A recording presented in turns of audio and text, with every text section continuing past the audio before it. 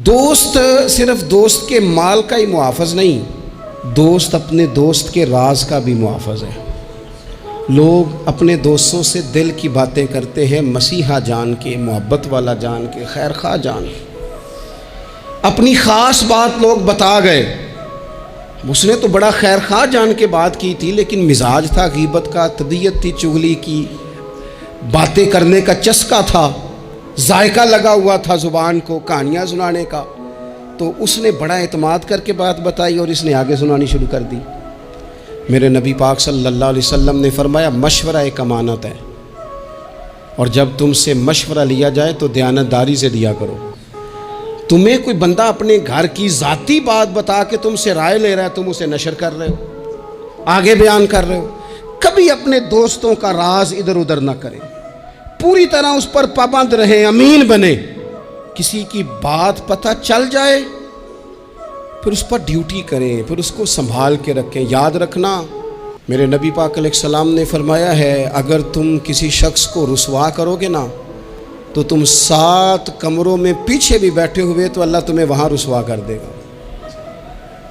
کبھی یہ کام نہ کریں، کبھی نہ ڈسکس کریں ان چیزوں کو۔ اور دوستوں کی باتیں بیان کرنا یہ تو بہت بڑی خیانت ہے، یہ تو بددیانتی ہے۔ حضرت انس بن مالک رضی اللہ تعالیٰ عنہ کہتے ہیں مجھے نبی پاک صلی اللہ علیہ وسلم نے کسی کام سے بھیجا تو حضور نے فرمایا کام کارا کسی سے بات نہ کرنا۔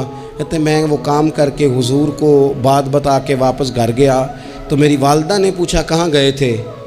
مائیں پوچھتی ہیں دیر سے کیوں آئے ہو؟ تو میں نے کہا اماں یہ نبی پاک کا راز ہے، میں نے نہیں عرض کرنی۔ کہتے ہیں اٹھ کے میری ماں نے میرا ماتھا چوما، کہنے لگی پتر میں راضی ہوں، محبوب جو کہے اس کی ہمیشہ حفاظت کرنا۔ کبھی بھی دوستوں کا راز، رشتہ داروں کی بات خدا را کبھی نہ۔ پرانے لوگ بڑا ڈرتے تھے اللہ تعالیٰ سے، بڑا ڈرتے تھے بڑے بڑے خیر خواہ لوگوں سے۔ جب ہم اپنے دوستوں کی، میں ایک جگہ پہ بیٹھا تھا تو 2-3 دوست اور بھی تھے، وہ اٹھ کے چلے گئے تو سنگی میرے ساتھ بڑی ان کی غیبتیں کرنے لگ گیا، تو میں غور سے سن رہا تھا۔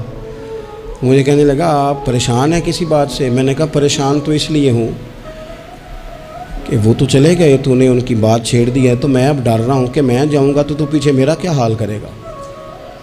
مجھے تو خوف آ رہا ہے تجھ سے، پتہ نہیں تو کیا اشر کرے گا، کسی کو کیا کیا بتائے گا۔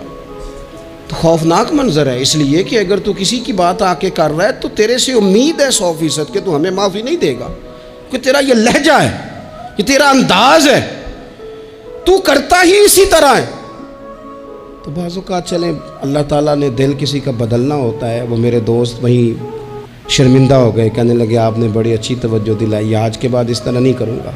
میں نے کہا یار ہو جاتی ہیں غلطیاں، لیکن یہاں تو آپ کو اس کے منہ پہ بات کرنی چاہیے تھی، سمجھانا چاہیے تھا، یا دعا کرنی چاہیے تھی۔